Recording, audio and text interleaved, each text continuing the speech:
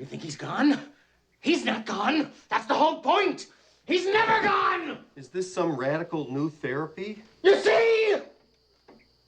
It's difficult to believe that this comedic gem had such a troubled production. What I didn't find hard to believe was that the root cause of the troubles came from Bill Murray himself. Bob, your behavior is completely inappropriate.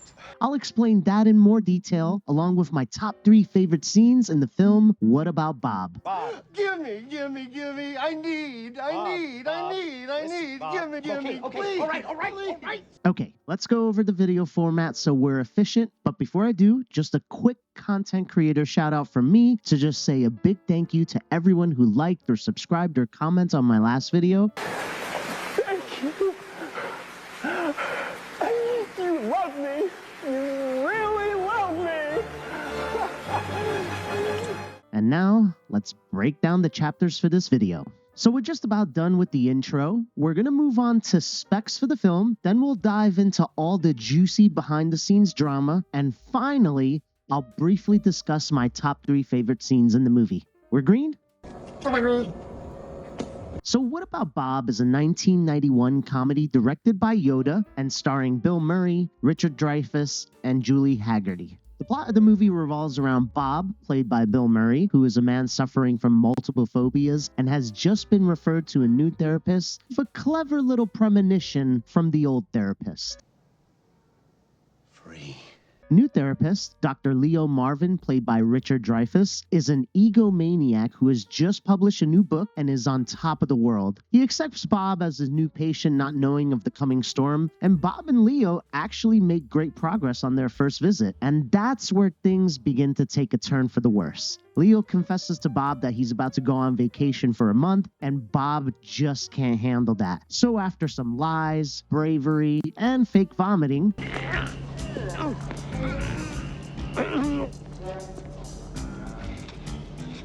False alarm. Bob finds out where Leo is vacationing and pays him a visit. From there, hilarity ensues as Leo's family, as well as anyone else he meets, instantly falls in love with Bob, while Leo rapidly descends into madness.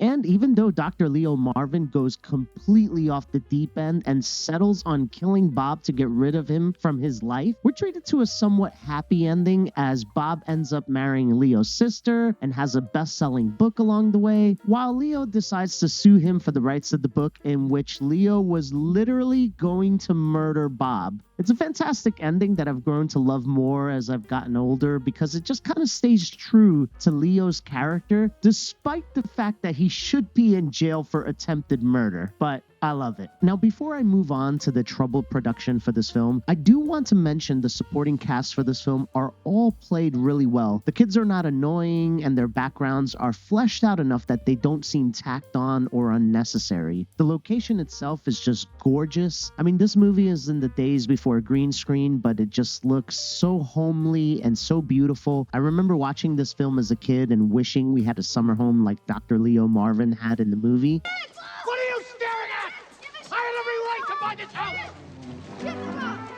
And finally, I would be remiss if I didn't give a big shout out to the original score for the film, composed by Miles Goodman. Now, I'm going to be honest with you, I never heard of Miles Goodwin, but when I researched this film, I looked at his bio and man, oh man, does this guy have an impressive resume. Okay, now that the specs for What About Bob are out of the way, let's take a deep dive into the troubled production for this film, shall we?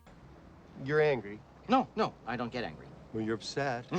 I don't get upset. Let's start with Bill Murray himself, who has already had a reputation as being difficult to work with. In fact, back in the 1970s on Saturday Night Live, he got into a fist fight with Chevy Chase, who's also a huge dickhead. Murray also clashed with Harold Ramis during the making of the 1993 comedy Groundhog's Day, which is also directed by Harold Ramis, so much so that it shattered their personal and working relationship until they reconciled shortly before Ramis' death in 2014. So if you ever wondered why a Ghostbusters movie never materialized sooner, there's your answer right there. Wahoo! Okay. There was also an incident some years later where Murray was confronted by Lucy Liu during the filming of the 2000 Charlie's Angels movie after making what Liu described as inexcusable and unacceptable comments about her. As for his behavior on the set of What About Bob, there's a few incidents that occurred to confirm his awful mood swings. So the first one involves the co-writer and producer Laura Ziskin. She's spoken out before about having an argument with Bill Murray on the movie set, culminating with the actor tossing her into a lake. Now, you did not mishear me when I said that. He tossed her into a lake. Although Ziskin has indicated the lake throw was a playful act, I don't understand how. She did describe the argument itself as quite the opposite. To quote Laura Ziskin, Bill also threatened to throw me across the parking lot and then broke my sunglasses and threw them across the parking lot. I was furious and outraged at the time, but having produced a dozen movies, I can safely say it is not common behavior. As for the other incident in What About Bob involving Richard Dreyfuss, he says this: I didn't talk about it for years. Bill just got drunk at dinner.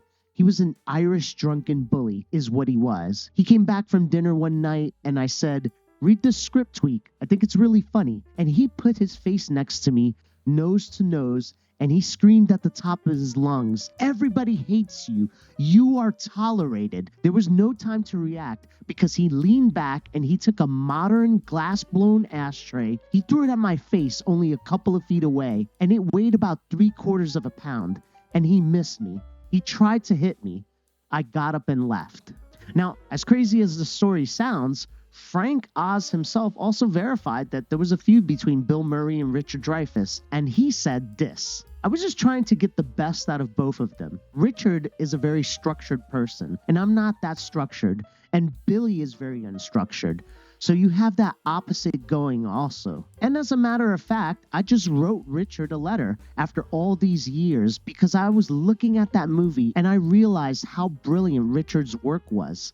But yes, they didn't get along. And in my perverse directorial intent, I was very pleased. He laughs. They're not supposed to get along. It's not that I was simpatico with Bill, but I lean more towards the ideas that Bill had. But I am grateful to Richard for his performance. It was a disaster, Faye! Now, as for Richard Dreyfuss, it seems that he harbors no ill feelings anymore, and he has recently said this, quote, I haven't done it with Bill, and I will. We've never crossed paths, and one day I will write him a note and say, as far as I'm concerned, it's over.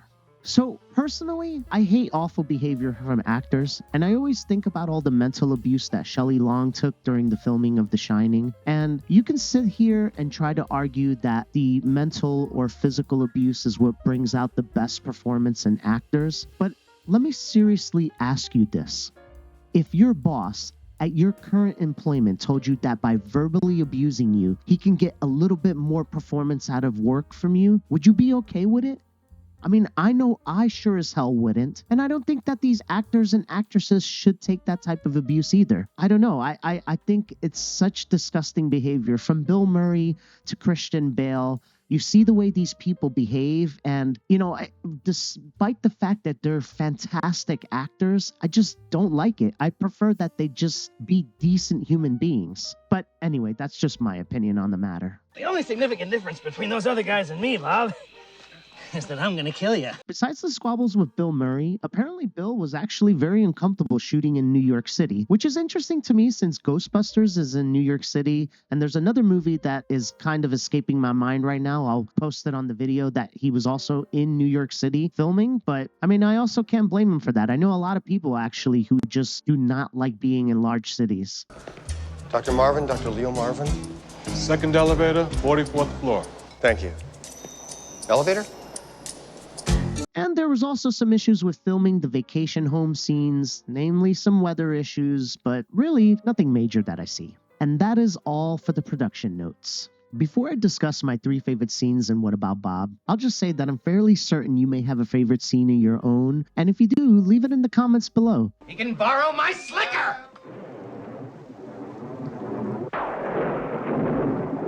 Rightio. Coming in at number 3 is the dinner scene. Now, let's be honest. The entire dinner scene from beginning to end is just pure comedy gold, but I'm not going to be greedy and claim the entire scene. Instead, I'll single out the beginning of the dinner scene when Bob is vocally making it known that the food is delicious. Oh. Mm. Mm. Mm. Mm. Mm. So to set the scene, the Marvins are having Bob over for dinner as kind of an apology because Leo pushed Bob off of the pier after he just helped Ziggy perform a perfect dive. Now, by this point in the movie, Leo hasn't completely lost it, but his anger is starting to come out. During dinner, Bob is making these noises to indicate how amazing the food is, much to the delight of the family and to the annoyance of Leo. By the way, as a kid, I imitated this scene, and it just ended up with me getting smacked upside the head. So do yourself a favor and just don't imitate it. Anyway, what wraps this little scene up so nicely is when Leo finally has had enough and tells him to stop. Will you stop that, please?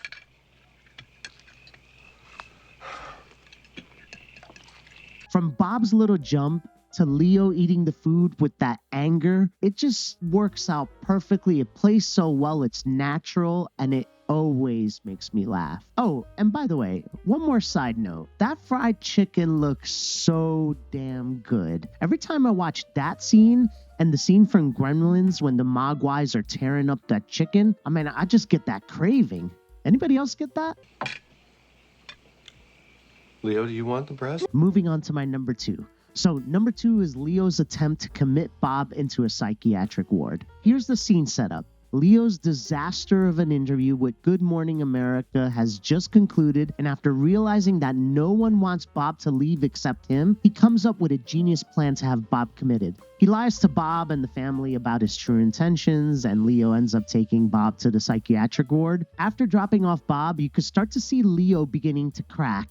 And I have to say that I love his Looney Tunes laugh that begins to manifest as he descends further into madness. Cigarette, Bob? Oh, sorry. Didn't realize you were in a straitjacket. Then the bad news. As soon as Leo gets home, he gets a call from the psychiatric ward telling him they are releasing Bob. Leo freaks out, of course, and heads back to the ward only to find that all of the staff is completely enamored with Bob. I feel like this is the tipping point. This is the moment that Leo has just completely lost it. Relax, Leo. I'm relaxed. Take a vacation. I'm on vacation. The scene ends with Leo kicking Bob out of the car in one of my favorite lines that is just like a little bit flubbed, but just feels so organic and angry and perfect. Are you saying you'd rather work mornings?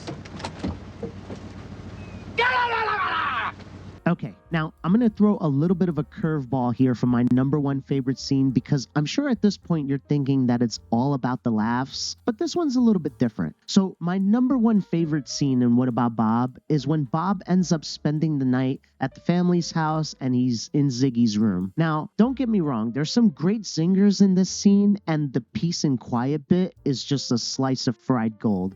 Well, I'll be quiet. I'll be peace.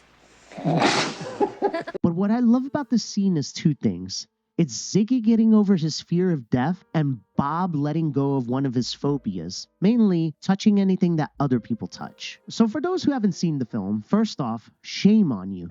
Shame on you. But for some context, Leo's son Ziggy throughout the movie has been going through a phase where he's like, what's the point of doing anything anymore if we're all going to die anyway? He's obsessed with death. So while they're both laying in their respective beds and he's explaining this to Bob, how like everybody's going to die and it's just like, what's the point? And then Bob, in a sweet and simplistic way, he just kind of shows him that there's worse things than death. Although, let's just be honest, they are doing it at the expense of Tourette's, but come on, it's a comedy. It's supposed to be fun. Get over it. Anyway, I really enjoyed the scene, especially as an adult. It's just a sweet and simplistic way that Ziggy just realizes that there's worse things than death. and it shouldn't consume your life. And at the same time, Bob just lets go of one of his phobias of touching things that other people touch. I guess it's being a germaphobe, and he drops his tissue. And I don't know, there's something about that scene that's so sweet. It's both of them growing. It's funny. There's this growth between Ziggy and Bob, and it's